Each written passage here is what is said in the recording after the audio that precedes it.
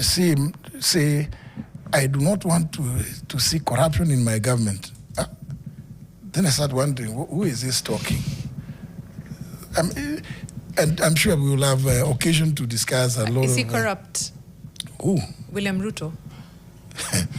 I think, I don't know. But if you see him talking about corruption, you're like, who is this talking about corruption? Is it because he's corrupt? I have so many examples. Not an example, but is he corrupt? Examples aside. Absolutely. Okay. Very. Yes. Irredeemably. Okay. Corrupt.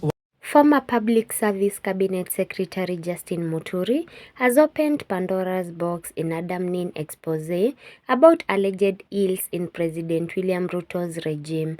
In a tell-all interview with NTV's Fixing the Nation, Muturi called out the president, accusing him of claiming to fight corruption while he allegedly secretly conducts corrupt deals worth billions. Muturi, who worked with Ruto in the past 2 years in his cabinet, alleged that the president portrays different characters from the one in public and the one behind closed doors.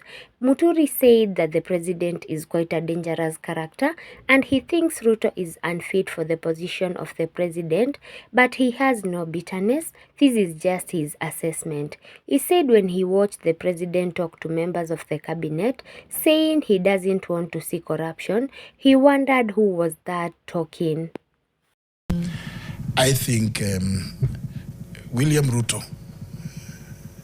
is a person with two personalities. The William Ruto that presents himself to the public is a completely different character from the one that sits behind in the office and crafts stuff.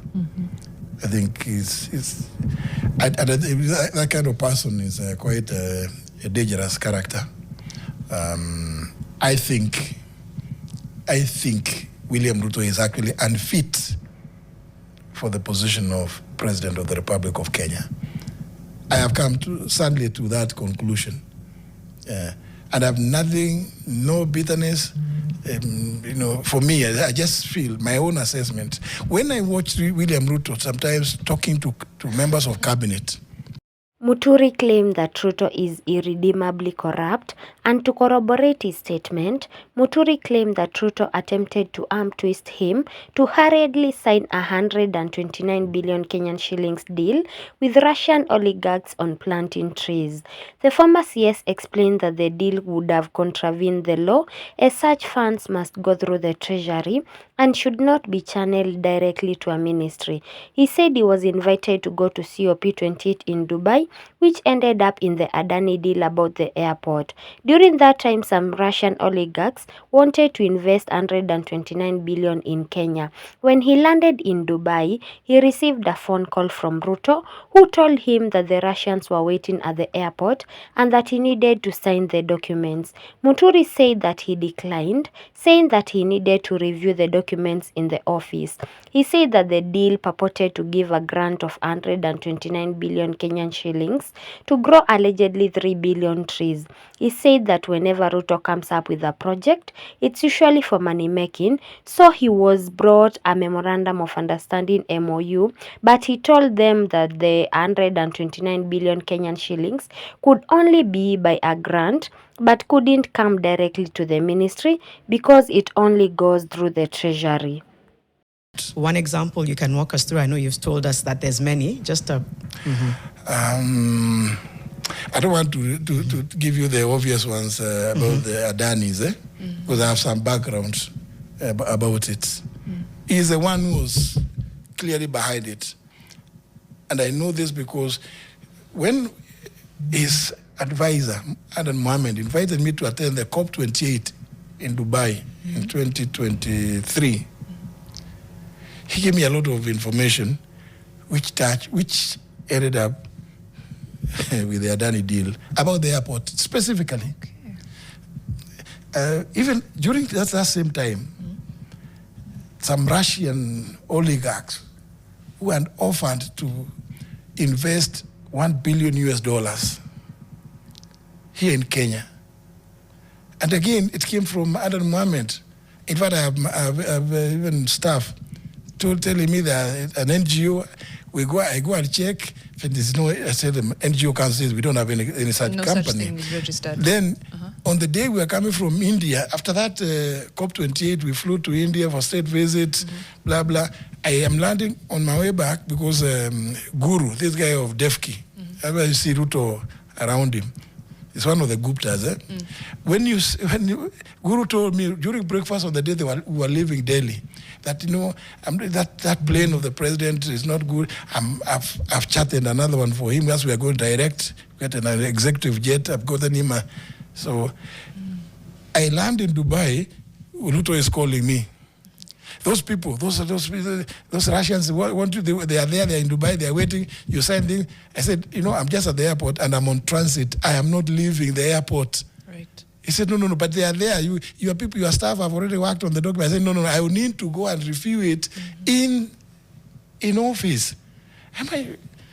This document being the deal? The deal. They were purporting to give a grant of $1 billion US to grow allegedly 3 billion trees to answer. Muturi also weighed in on the Arror and Kimwarer scandal, a project where the government secured a loan worth 63 billion Kenyan shillings from an Italian company, CMC di Ravenna, but there were discrepancies regarding the actual cost, quality of work and accountability. He said that he refused to sign the Arror Kimwarer dams and the Italians were paid billions. In Kimwarer, nothing happened and the report that was provided was faulty. Ruto held meetings with the Italian Prime Minister and the President according to Muturi, and on 3 occasions, he was invited by the head of public service to accompany the team.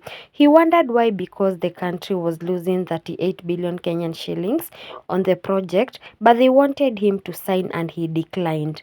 The former CS, whose bitter fallout with Ruto has been publicized in the past months, refuted claims that he has a personal vendetta against the current regime. He revealed that he could provide the supporting documents on soft copy to back his allegations. This document being the deal?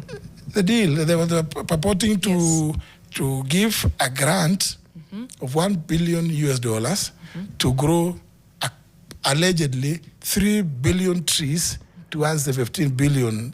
William Ruto, whenever he comes up with a program, it's for money making. For him, it's for money making. Now, I come and tell them, they bring me an MOU. I tell them, and I remember I spoke about the MOUs. Yes. I told them, it came from the Minister of Environment, which they pushed through.